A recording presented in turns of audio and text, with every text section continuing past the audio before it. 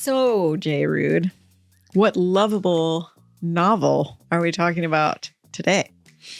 Well, Stacey Margaret Jones, I'll give you a hint. Mortar shell. Mortar shell? Mortar shell. Well, I have no idea. Well, I guess I'll be giving you more hints.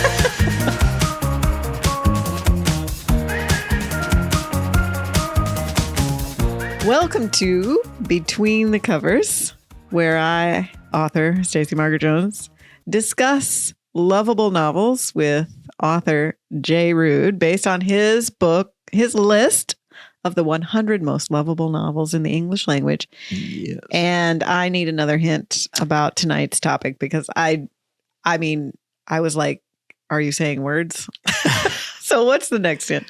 The next hint is British nurse. British nurse. No clue. No. Have I read this book? Yes. Oh, now I'm embarrassed. Okay. Ambulance driver. Oh, okay. So it's got to be Hemingway. I get them mixed up because I read a couple of them right together, so I can't. Farewell to Arms. Farewell to Arms. It is. Thank God. Stacey Margaret Jones. Thanks, Lucky Charms. So I'm not completely humiliated by my guesses Well, I'm tonight. glad you're not. Farewell to Arms. Because also I could have guessed For Whom the Bell Tolls. You could have, but you'd be wrong. I would have been wrong. And obviously I would have been wrong if I had guessed Old Man and the Sea. Definitely. Which I never would have done. All right. So Farewell to Arms. Yes. By Ernest Hemingway. Ernest Hemingway. What year did that come out? 1929. Okay, 1929. Do you know, it's a short-ish novel. Yeah, It's a short novel composed of short sentences. it is 200 and some pages. So it's a quick read. But the short sentences are in large part the point, because Hemingway, as you know, especially lately, has been kind of dissed because of his obvious misogyny and his kind of chest-thumping machismo. Yeah. There are people who would like to cancel him, but it's his style, not his subject matter, that makes him, in large part, the most influential American novelist of the 20th century. Right. And there's a reason why that style exists, which we can talk about as one of the lovable things about Right. Farewell to Arms. We will do. And I think, it is important to, as we might say, interrogate some of the subject matter and not just accept it as, universally great. But let's talk about it and why it's on your list, even with these current valid criticisms. But who else's list is it on? Well, there's a long answer to this that I'll try to make short. Thank you. The novel that you find most often on these greatest book lists, the novel of Hemingway's that you find, is The Sun Also Rises, which was also that was another one I might have guessed. Which was his first novel, where you get your first taste of this particular kind of style. And so that is on most lists. The Norwegian Book Club list under the auspices of the Nobel Society. I think you're just partial to them because, Ruud, you are Norwegian. I think that's what's going on here. It's part of it. They have Old Man and the Sea on their list. I do. Which is interesting. That's Hemingway won the Nobel Prize in 1954. Old Man and the Sea came out in 1952. Mm-hmm. In order to win the Nobel Prize, you have to have published a book within the last 2 years. So essentially, it was Old Man and the Sea that got them thinking about Hemingway and giving him the Nobel Prize in 1954, when really he earned it in the 1920s. According to you. Well, that was when, according to me and all other thinking humans. It was. Old Man and the Sea. Old Man and the Sea is a nice book.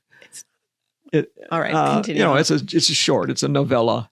Yeah, it's really beautiful. I think it's wonderful. But it's Sun Also Rises and Farewell to Arms and the short stories that he wrote in the 20s. Oh, right. In our time.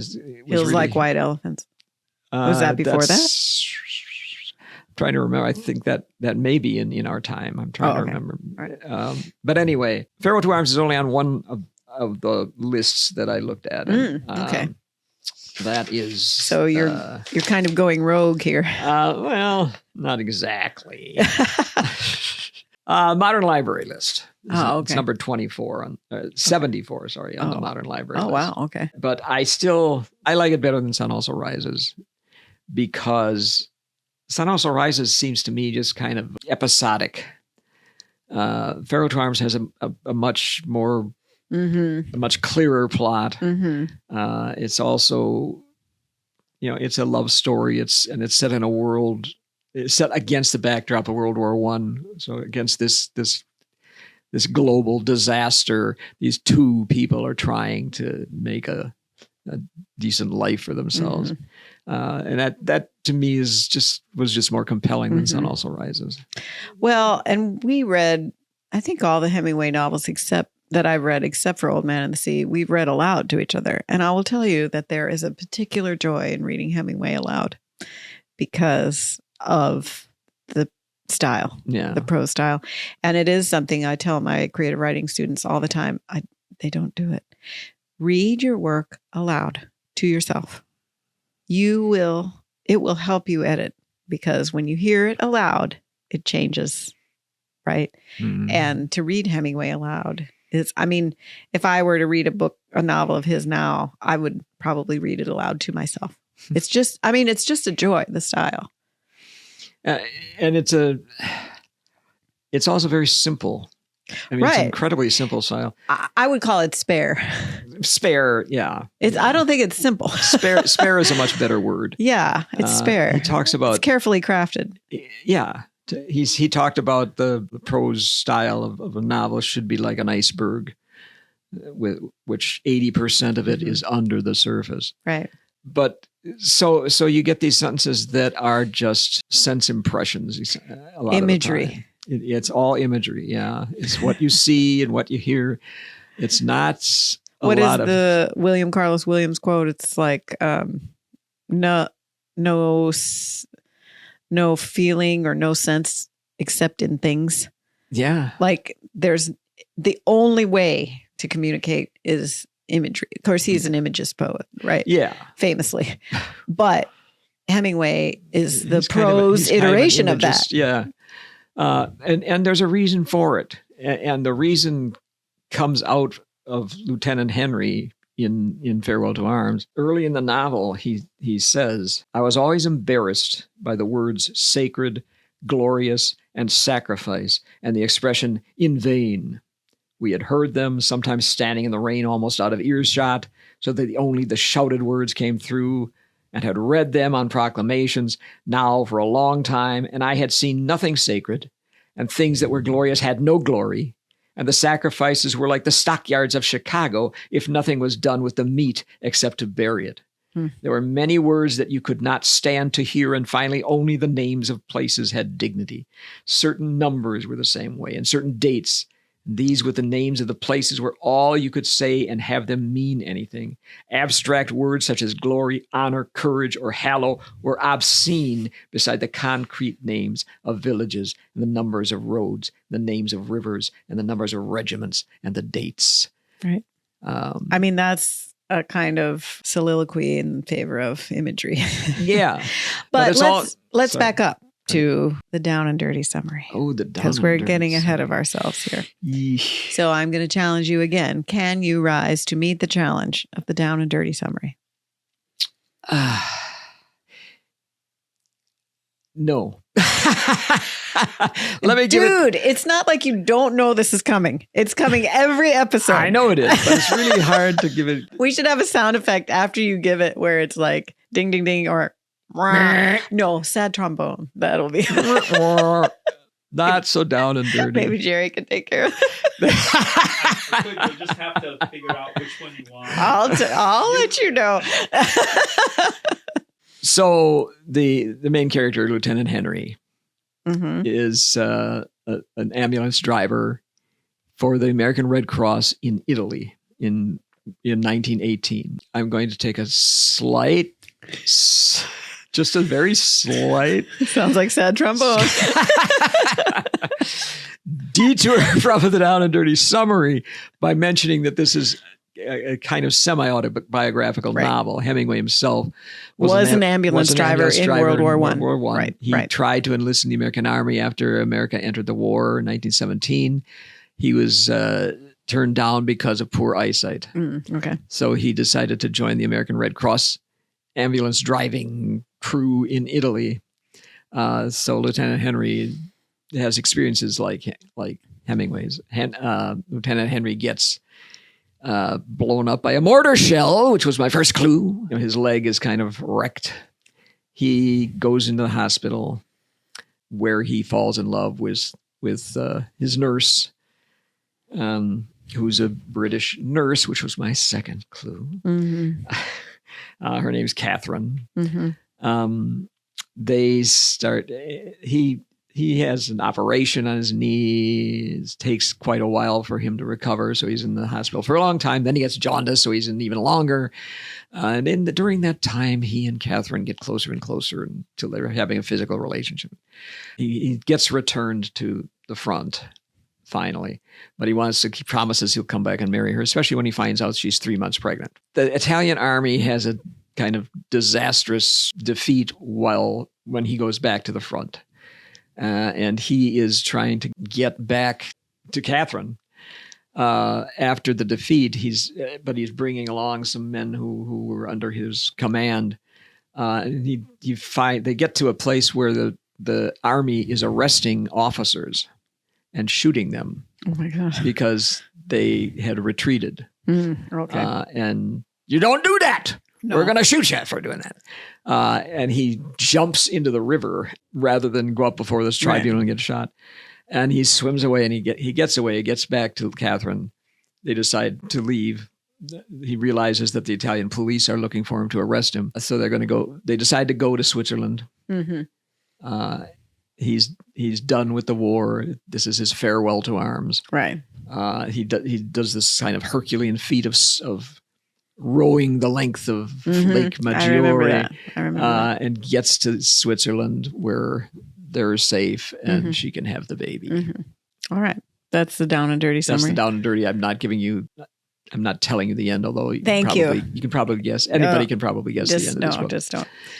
All right. So why, given some of the issues you said are currently travel with Hemingway, why is this book on your lovable list? It's one of the greatest anti-war novels you'll ever see. It comes out actually the same year as All Quiet on the Western Front, which was this huge worldwide bestseller. I've read that as well. Yeah, by the German author Erich Maria Remarque, which is also a great anti-war novel. So it's 11 years after the war, people are coming out with these experiences that they had in World War I and why it was. You don't have to be patriotic anymore. You can tell how awful it was. Yeah, you can admit how awful it was. And Hemingway kind of it's very realistic. It was criticized when it first came out as being kind of too realistic. I mean, he does things like. When Lieutenant Henry's on leave before he's ever met Catherine, he talks about the two houses of prostitution, one for the officers and one for the enlisted men that they went to when they were off duty. Things like that. People didn't really enjoy that much. But anyway, it's a very... Because you want to think about the soldiers as noble. Oh, yeah. Right. Yeah. Not actual dudes. Yeah. So, I mean, the realism of the war is, this is one of the first novels where you get that kind of thing. And if it weren't for Hemingway, if it weren't for Farewell to Arms, you wouldn't have the things they carried. You wouldn't have Catch-22. Wouldn't have Slaughterhouse-Five. You wouldn't have Slaughterhouse-Five. Right.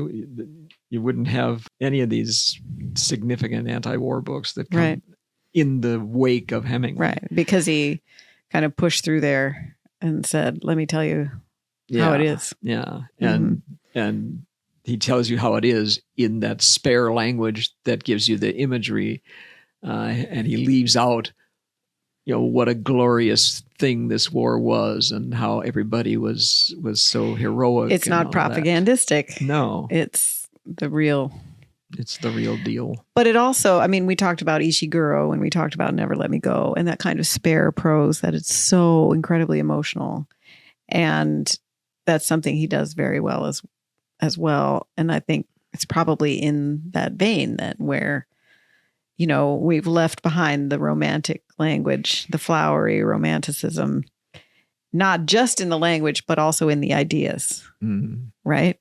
Yeah. We're going to take things apart that we didn't question before. Yeah. We're going to challenge the unchallengeable.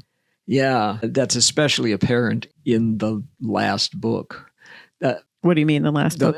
There are 5 books or 5 parts to the novel. Oh, okay. So you mean the last section of the novel? Yeah. Okay. Hemingway called this his Romeo and Juliet story. I was going to say, if it's 5 parts, it sounds Shakespearean. It's like a Shakespearean drama. Exactly. A Shakespearean tragedy. Yeah. He calls this his Romeo and Juliet story, and it really is, way, similar to a 5-act tragedy from Shakespeare or other Renaissance dramatists. You get in the 3rd act of a Shakespeare play, you get the turning point. In the 3rd part of this novel, Lieutenant Henry jumps in that river and basically says, farewell, There's arms. no going back. There's no going back after that. Right. In the last act. Is the falling action? Is denouement and falling action? The denouement. And the denouement here is Catherine going into that hospital to have that baby. Don't talk too much. Well, one other thing about tragedy, and this is another reason why this is a lovable book, I think. It does this, it takes this kind of tragic story and makes it into a kind of a Renaissance tragedy. But at the end of a tragedy comes the anagnoresis, which is the tragic... Are you okay? It's Aristotle's word for tragic knowledge. The knowledge that comes from tragedy? tragedy? That comes from suffering. Okay. This is what a tragedy does is it tries to answer the question, why is there suffering if you have a world that is governed by a benevolent deity or something like that? A loving God. Why is there suffering? Why? And because a tragedy is always about suffering. And one thing that happens is you get this knowledge out of suffering. Does it make the suffering worthwhile? Not usually, but at least you get something out of it. Now, the anagnoresis in this story, okay, I've got to read you this paragraph. So it's kind of like if your house burns down, somebody else whose house burns down, you understand them in a way that other people don't. Well, there's that. Yeah. Is that what you're talking about? Not necessarily. It could be, but usually it's some kind of understanding about the universe. That you get. Lieutenant Henry's anagnoresis at the end of could be an insight into the meaning of suffering, but it turns out it isn't. Here's what he learns by the end. Okay. So that was it. The baby was dead. Spoiler. That was why the doctor looked so tired. This is kind of a Hemingwayan stream of consciousness. This is all what's going through his head as he's there in the hospital. Okay. But why had they acted the way they did in the room with him? They supposed he would come around and start breathing, probably. I had no religion, but I knew he ought to have been baptized. But what if he never breathed at all? He hadn't. He had never been alive, except in Catherine. I'd felt him kick there often enough, but I hadn't for a week. Maybe he was choked all the time. Poor little kid. I wish the hell I'd been choked like that. No, I didn't. Still, there would not be all this dying to go through. Now Catherine would die. That was what you did. You died.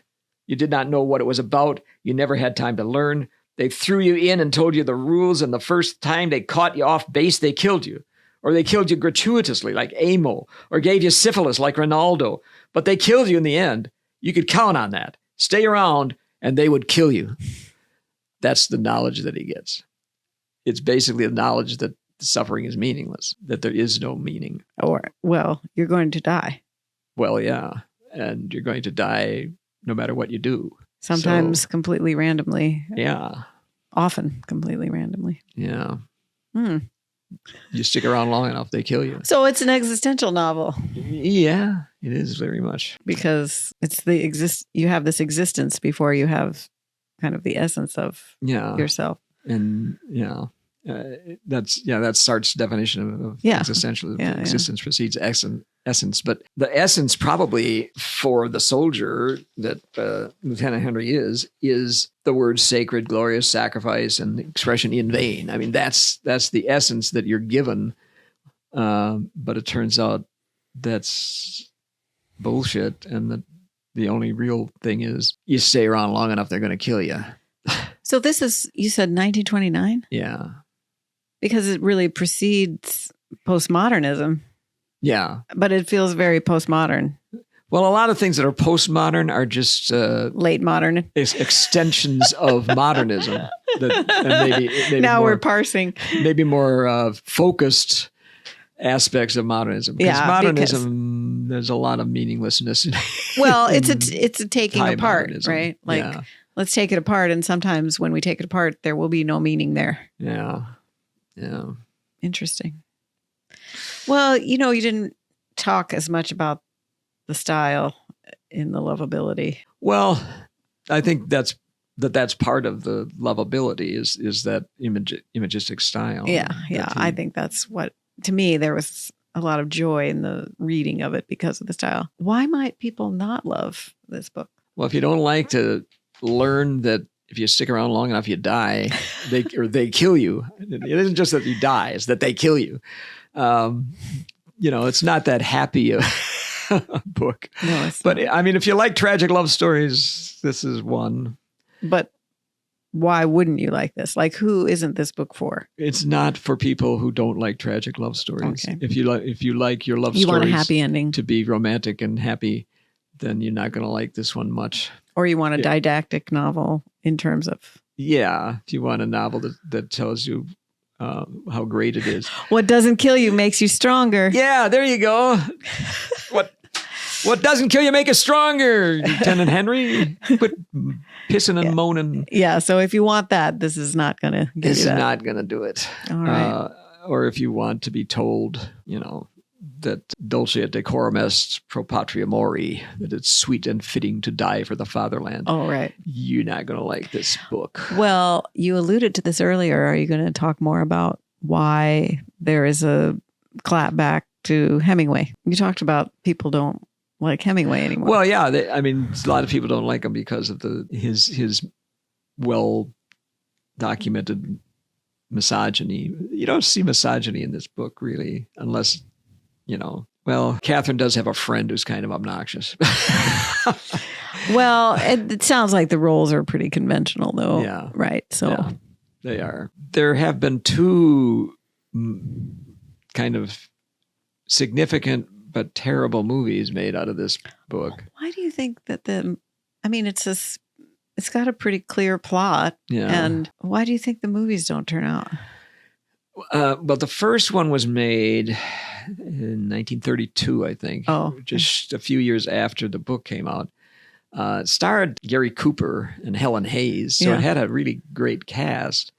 But Hemingway hated it. Mm. And I hated it, too, when I watched it, because the guy who plays Rinaldo, who's Lieutenant Henry's Italian friend who's a doctor, he gives a speech. Adolphe Manjou is the actor. He gives a speech in the middle of the movie that talks about how great it is to fight in the army. And, it's exactly the opposite of what the book is about. Well, it sounds like somebody in Hollywood was like, we can't put this movie up. We can't say that. Right. So we gotta say something that's more acceptable to. Yeah. Movie by committee, probably. Yeah. So, that was bad. What was the other one? The other one was David O. Selznick produced. Yeah. It was actually his last movie. And it was the last movie because it was such a bomb. Rock Hudson played Lieutenant Henry in that one. And Jennifer Jones played Catherine. All right. But it also, there is this really political element in the book that says, look, this war is ridiculous. It never should have happened this way. Look how many people it killed. But that's like totally cleansed from the Selznick version as well. There's nothing in there that... So it's like they thought they could keep the book without the political part, but you can't. No. The soul of the book is the questioning. Yeah. And it's in the title. I mean, it's a farewell to arms. Yeah. Get thee behind me, satanic arms. Well, it's interesting because didn't Tolkien, I mean, a lot of his fiction came out of his experience in World War I as well, right? Yeah. But, although you would never know it. I mean, you knew it. You kind of do. It is a world war, right? It is a world war. And it's a battle over the essence of society, right? Yeah. And the scenes in Mordor when Sam and Frodo are crawling. Sounds like trench. It's like the Western warfare. Front. Yeah. There's a lot of that there. Yeah. But, so it's interesting how two people who were in the war, how they went ahead and how their art reflected how they were processing the horrors that they had experienced. Very different ways. Right. But right. it's still that same horror. Right. But I think what's interesting to me about Farewell to Arms and what you're talking about is this new style, the writing style of Hemingway, which is it makes such an impact on the reader. Yeah. Because the prose, that means that the images have to be so carefully chosen. Yeah. And Hemingway is really masterful at that. And you cut those abstract words. Right. That just show stuff. Don't mean anything. No meaning but in things. Yeah. Right. Well, that's fascinating. Well, I really do enjoy Hemingway. Obviously, I have some feelings about some of the views expressed about women, but as a writer, the style makes such a strong impression, and it can be, as I said, it's a joy, and it is a joy to read aloud. So, where does this rank then? I'm going to put it right. So this is number 14. It's the 14th book we've talked about. I mean, yes, it's the 14th book. So where is it going? I'm going to put it right above the things they carried, right below Brave New World, which makes it number 11.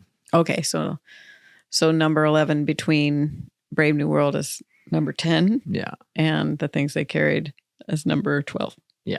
So New World Order and war.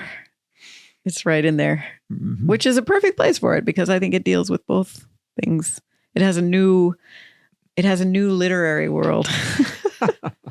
I mean, his prose style made an incredible impact on the way we write. Oh yeah. I don't think you can't take it back. Like no, and you can't find a writer who wasn't in some way influenced by Hemingway's style, even if it's Faulkner, right, who goes into the opposite direction, but that's a reaction. But it's a response. Yeah. Yeah. Well, and that goes back to something we've been talking about when just art begets art.